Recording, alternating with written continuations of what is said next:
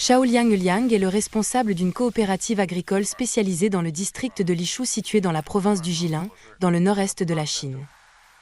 Cette année, environ 1500 champs de maïs dont il a la charge sont sur le point d'être récoltés. La production de cette année est très bonne, les précipitations ont été abondantes cette année et notre production de maïs devrait atteindre 850 kg par mue de terre. Nous plantons également des brocolis, toutes ces cultures nous rapporteront environ 7,4 millions de yuan de revenus. Le nord-est de la Chine est l'une des 3 plus grandes régions de terre noire au monde. C'est également une région importante pour la culture du maïs et du soja, car la terre noire produit des rendements extrêmement élevés. Mais la culture à long terme et l'utilisation excessive d'engrais ont conduit à la dégénérescence du sol, menaçant l'environnement local et la production céréalière. Après des années d'efforts, le district de Lishu a mis au point une technique spéciale, connue sous le nom de modèle Lishu, pour protéger la terre noire, en utilisant de la paille de maïs comme paillis. Cela aidera le sol à résister à l'érosion par le vent et l'eau. Le modèle Lishu nous aide beaucoup. Il rend notre terre noire plus fertile et contribue à stabiliser notre production.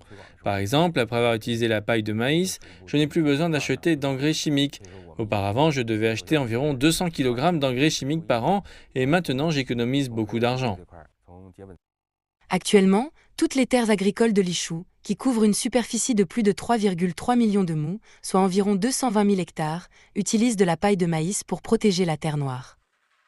Le district de Lishu coopère également avec l'Université agricole de Chine pour mener davantage d'expériences visant à garantir une meilleure production de céréales, tels que des tests sur la réaction des plantes aux conditions météorologiques extrêmes, etc. Le district de Lishu est la base céréalière la plus réputée du pays. La production annuelle moyenne de céréales y reste stable à 2 milliards de kilogrammes. Cette année, la production devrait atteindre plus de 2,25 milliards de kilogrammes, soit une augmentation de plus de 5% en glissement annuel. Nous espérons devenir l'un des 5 premiers districts producteurs de céréales du pays. En 2023, la Chine a récolté plus de 650 millions de tonnes de céréales pour la 9e année consécutive, la part de céréales par habitant s'élevant à près de 500 kg, ce qui est bien supérieur au seuil de sécurité internationalement reconnu. Cette année, la Chine a lancé une nouvelle série d'actions pour augmenter sa production céréalière, notamment la sauvegarde des lignes rouges pour protéger les terres agricoles, l'expansion des technologies dans la production agricole, ainsi que la sauvegarde des écosystèmes dans les zones rurales.